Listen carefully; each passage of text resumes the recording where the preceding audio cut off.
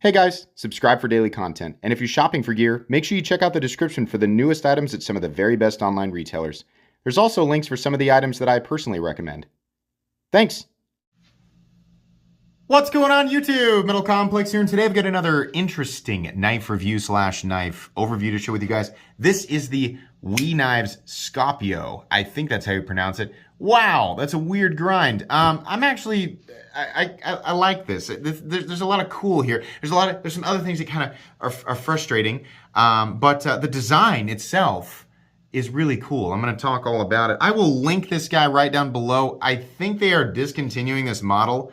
But there are still a few floating around out there, so you can check it out right down in the description. Thanks to my generous patrons who are supporting me. There's a link for Patreon right down below, and please make sure to follow me on Instagram at metal_complex. Let's go ahead and get a measurement of this guy. Overall length, the WE Scopio coming in at 8 1/8. Blade length, about 3.6. Interesting. And cutting edge is probably about 3.3 inches. How about some size comparisons up against the Ontario Rat Model 1 and the Ontario Rat Model 2. You can see here it's definitely closer to the size of the Rat 1. The Rat 1 is still definitely larger though. Angle of the camera, remember. How about up against the Spyderco PM2 and the Spyderco Para 3? Where is it? There it is. Definitely closer to the size of the Para 3. I'm sorry, PM2. How about up against the Benchmade Griptilian, or in this case, the Ritter Hogue? Somebody the other day was like, you can stop with that? We know. No, I'm gonna keep doing it. It makes me want to do it. It makes me want to do it even more when people say, don't do it. Yeah, expect to hear that. Also, a lot of people told me they depend on it. There was a review that I did where I didn't say that, and a whole bunch of people were like, why didn't you say the thing, right? Then here's what happens. Then you complain about it, and then I take time out of a regular review to go on a rant, right? Sidetrack. I'm gonna keep doing it. Definitely about the same length as the Ritter Hogue. Larger, longer than the Benchmade Bug Out, but it has it's almost like it could be a thicker, taller Bug Out cousin, right?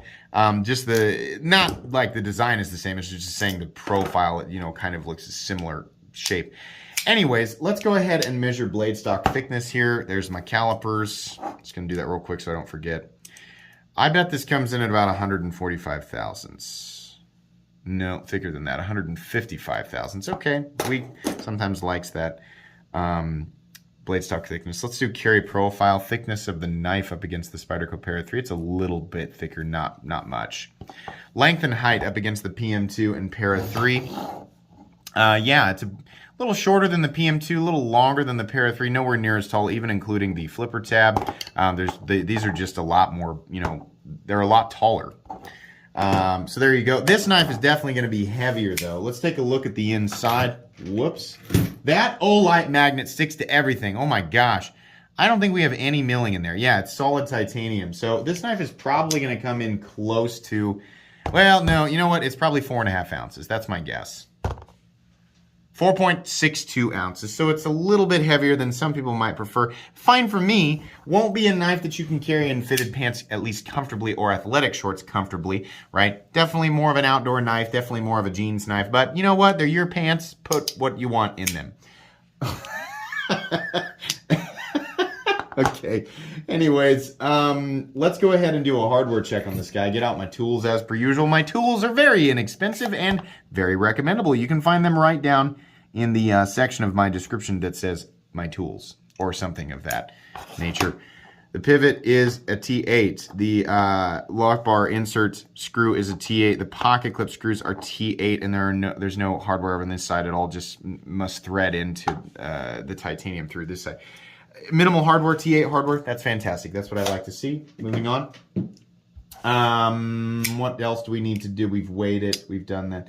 Okay, I think that's pretty much everything there, guys. So, we has been lately doing less wild and, space unicorn stuff, Now, aside from Elijah Isham stuff, which to me, that's okay. You got one designer who's known for the craziest, wildest, right? And then there's still some pretty good ergonomic lines and some, there's some functional aspects, but it's obviously meant to just be ridiculous by somebody who is specifically trying to create something that is kind of aesthetically ridiculous, but it also flows. A lot of Wii stuff in the past, it's just, a lot of it was just like chaos for the sake of chaos. The lines didn't go the right way, and it was just weird. They've been doing more stuff like this, right?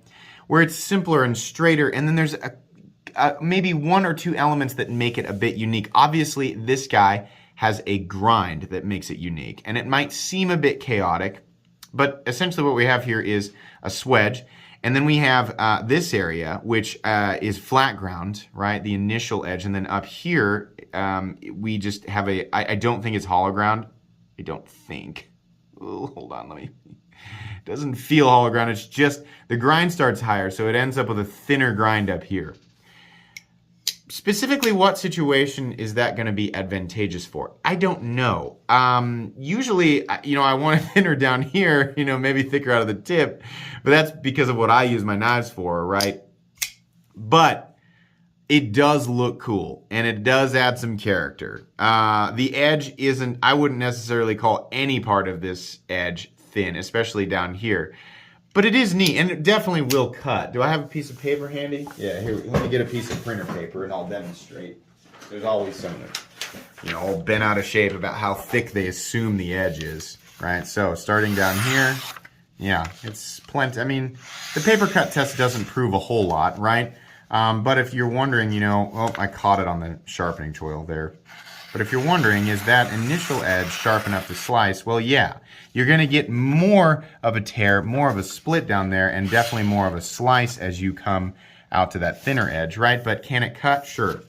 Guys, if you have a favorite reviewer or a favorite person that you watch on YouTube, keep watching them. But if they're doing stuff like this, that edge is thick. I'm not sure it's going to cut anything. Yeah, you can see here what's happening here is obviously this knife isn't able to slice. You can see here, I have spent a lot of time with knives, learning how to slice and learning about geometry and the right way to approach a piece of paper. But the problem here is that the edge is simply too thick to cut. Hold the paper the right way and show it, right? Stop trying to under-demonstrate something, right? Because you want to push the idea that the edge is thick. Okay, a thick edge will still slice if you come at it like a person and not like an idiot with boxing gloves on. That I can't stand that. It's like always the same type of thing is used to demonstrate, obviously there are geometries that are so overkill, right? Like the spine of an ultra thick, mega robust knife, it'll have some ridiculous thickness, and maybe even the edge is stupidly thick, right? Maybe it is meant for more for presentation than function. But a lot of them are plenty well sharpened to at least show that the edge is functional, capable of cutting. It might not be the most convenient thing, but is it still capable of cutting? Sure. I can't stand those false demonstrations of, it's not possible. It won't cut. Stupid. Anyways, this can definitely slice. Not going to be the most convenient thing in the whole world. You're still pushing a reasonably thick wedge of material through, whatever it is that you're cutting, but it can definitely cut. It's interesting is what I'm saying. It gives this knife a little bit of character. They could have easily just done a fully flat ground blade. A lot of people might have liked that, but it would have been boring because we have a bajillion of those. These are not contoured, but they're heavily chamfered, and it gives off the impression. I was convinced initially that they were contoured, the scales, but they're not. It is flat up here and then just nicely chamfered. Very comfortable to hold. Very. It's just real straightforward, right? Nothing crazy going on with the lines here. You can feel the pocket clip a little bit, but not much. Not too bad. You're going to be feeling that jimping a little bit of a hook shape right there for the guard, so you're going to feel that a little bit, right? But otherwise, pretty good. Easy disengagement of the lock bar. They did not, lower one side and keep the lock higher on this side, but they did carve that out in there, so it's easy to get in there. This is very typical Wii action. No double clutch, plenty smooth. Needs a little bit of encouragement on the way down, but plenty smooth. In fact, this one is actually pretty close to wanting to fall. It doesn't need much encouragement, right? The detent is good. Click, right? Flipper tab, Probably better to light switch it. You can push button it. It's just not as comfortable. The frame's a little bit narrow, so I find that my fingers know what to do better when I'm light switching it. It's fine, right? This is all black washed. Okay. Not my favorite setup, but some people are going to like that. It looks fine, right? I think it's just a cheap way to, it's a relatively inexpensive way to finish a knife. The flat, which is the sort of Harry Potter lightning bolt area of this knife, runs out about, I mean, not in a straight line, but it extends out to maybe 65% the length of the blade. There is definitely some reasonable robustness carried out to the tip, but the tip does get thin enough that, you know, if you're going to need it, you know, to puncture stuff, it'll do that.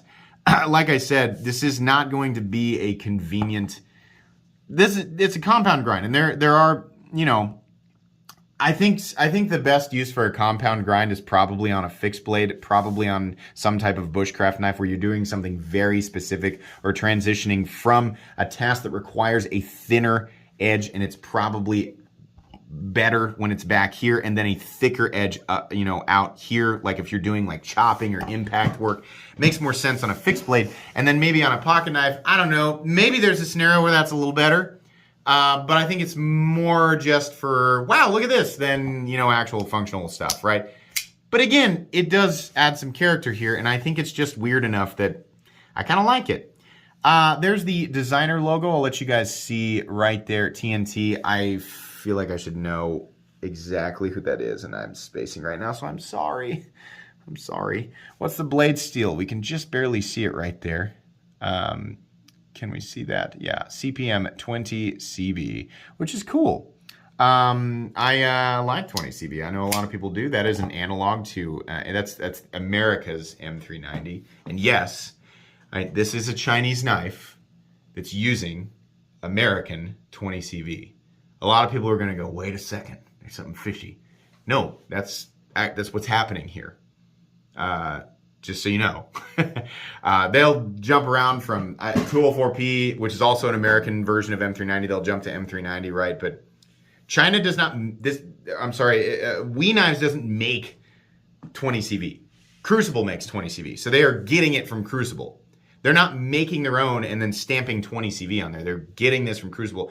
They're shaping it into a blade, probably heat treating it and all of that. Well, yeah, I mean, they'd have to. Yeah, this is American 20 CV. There seems to be some confusion. It's like China makes a 20 CV and America makes a 20 CV and Italy makes a... No, 20 CV, CPM 20 CV is from Crucible. M390 is from Bowler. CTS 204P is from Carpenter. It's exclusive to that, right? You might find some crap on Wish that's not real, and it's actually just, you know, 420J with 20 CV stamped on it, right? But we is using American 20, in this case, it's American 20 CV. Anyways, let's move on here. This has a seam construction back here, and normally I don't like it. I don't know. This is kind of cool. It almost gives off that integral vibe, like it's all one piece of titanium, which is kind of satisfying. And then again, this prop, I don't know, maybe this is a cheaper way to do it, maybe not. Everything syncs up correctly. It's no less than what I normally expect from Wii, which is basically perfect fit and finish. It looks good. There's a little space for a lanyard back here for those of you who still like lanyards. So you can put your lanyard there, and it's totally out of the way of the much more important element of the knife, which is the pocket clip. The pocket clip is mounted in a good position because we're not optimizing the lanyard hole. Yes, I'm going to keep making that joke because I hate lanyard holes being prioritized over anything. It should be at the back of the line on every single knife. And honestly, not for me, just totally non-existent. But okay, if you like lanyards, that's fine. In any case, it's there so you can use it. The knife still, despite having a prioritized clip, is not necessarily carrying deep, but it doesn't need to carry deep to be good. This is medium depth, it's fine. It's also mounted, there's a slot that's milled to accept the pocket clip, which is cool, I like that. It has this little cutout right here, making it almost look like a scimitar blade, right? It makes the end of this a little bit pokey, but it's not insane, right? It's all right. Kind of pretty much goes with the knife, nothing crazy. right? I like how WE does their relief cuts. It's 3 cuts instead of 1 big open one, right? Looks good. There is a continuous rise at the bill of the clip, so it's going to rise relatively, to meet relatively any thickness of pocket seam. Looks good. Smooth titanium, so it's fine. Would have been nice to see some texturing on this guy, right? Maybe some diagonal stuff here, or maybe, I don't know, just something. But it's just plain tie, so that's all right. The hardware on this guy is bronze, which is interesting. It does give it a little bit more, I don't know, a little bit more flair than if everything was just black. I kind of like it, honestly. It's just very, very dull bronze, right? But it looks good. There's a steel lock bar insert doubling as the over travel stop. There is no detent lash. There is no pivot lash. This has external, there are external stops that become garaged and brace on either side of the frame, which is good. I like that. I would prefer that or just external stops in general over a stop pin or any other stop pin design. I just think that's better. Why? Pressure mitigation. Instead of the blade resting on a single point, right? Just one point of contact. The lugs on either side of the blade are bracing on either side of the frame. So if you are doing some twisting cuts or some kind of pry cuts, things like that, it's not so much pressure on the pivots. Some of that is mitigated away and onto the frame. Does that make it indestructible? No. Are you going to be in a lot of circumstances where you're truly going to test that and the end result is going to mean the integrity of your knife, right? Whether it fails or survives? No. I just like it. And I think in my head that it's better, right? I have no actual proof of that. I just assume. Anyways, lock bar insert doubling as the over travel stop. We're locking up at 40%. No blade play up, down, left, or right. And like I said, easy disengagement. Are we centered? Yeah, perfectly. Perfect. That's the problem with a seam construction. If you're going to do that, it's really going to highlight where the centering is. That tip has to be absolutely perfect if you're going to bring that seam all the way up there. But it is. All right, so this is pretty good. Obviously, the blade's not going to be ideal for EDC, but there's a lot of good stuff here. A lot of, they didn't take a whole lot of risks here, but it's pretty good. Here's my biggest issue with this and a lot of other WE knives, and I've been way too lenient on this stuff for way too long. The price on this. This thing is on sale right now at Blade HQ. On sale for $240. What was it before it was on sale? I'm going to guess it was $260, $265. No. WE knives and, a lot of these other OEMs that are manufacturing out of China, they're doing great work. It's quality stuff. But the prices are they've become ridiculous. I remember when WE knives were in the $165 to $200 territory, depending on what it was. Now, obviously, some inflation, right? WE's gotten bigger, so companies do that. But this is ridiculous. The pricing has just gotten ridiculous. This is roughly a $200 knife, and honestly, even there, a lot of people are going to say, well, there's still room, right? But maybe factor in inflation. They're still trying to, profit and increase and grow as a business. $200 I think would be fair. Sale price should be like $180. $240? No, I'm sorry. Not when you can get, I'm going to be a lot more harsh on this. Not when you can still get the ZT0562 CF that I bought brand new. That's an American-made knife, right? Titanium and carbon fiber and 20 CV. When I bought my first one in 2014, it was $240. It's 2021 and that thing has increased $20. It's $260. $280 for the titanium version. No. $200 is the cap on this guy. And I'm going to probably, moving forward, I'm going to say a lot of similar stuff about a lot of similar knives coming out of China. It's just the pricing has become kind of ridiculous. But I do like this. Should you rush out and buy this for $240? That's $40 more, even on sale. $40 more than I think this thing should be priced at. It's a cool design. The blade is interesting, right? No reason to rush out and buy it, though. It's made well. If you love how it looks and you want to know, is it made well, right? I love how it looks. This is going to be my favorite knife in the whole world. I just need to know if it's functioning well. Yeah, it's a WE knife. Everything's fine. It's just too expensive. So yeah, that's honestly how I feel. I'll link it down below for you guys to buy it anyway. It does support the channel when you use my links. So if you're going to buy this or anything, I absolutely appreciate it when you use my links. But the main thing here is I want you to have my honest information, then you can make those types of choices for yourselves. That's going to be pretty much it. Thank you so much to the gentleman who sent this in for review. This will be returning to you. Please make sure to follow me on Instagram at metal_complex. If you enjoyed this video, leave a like. If you'd like to check out my other content, I do, of course, have lots of videos of knives that are either expensive or inexpensive that I do or don't like, so check those out. And if you enjoy all my content, go ahead and click on that Metal Complex logo right there and subscribe because there's definitely more coming. Thanks again for watching, everybody, and have a great day.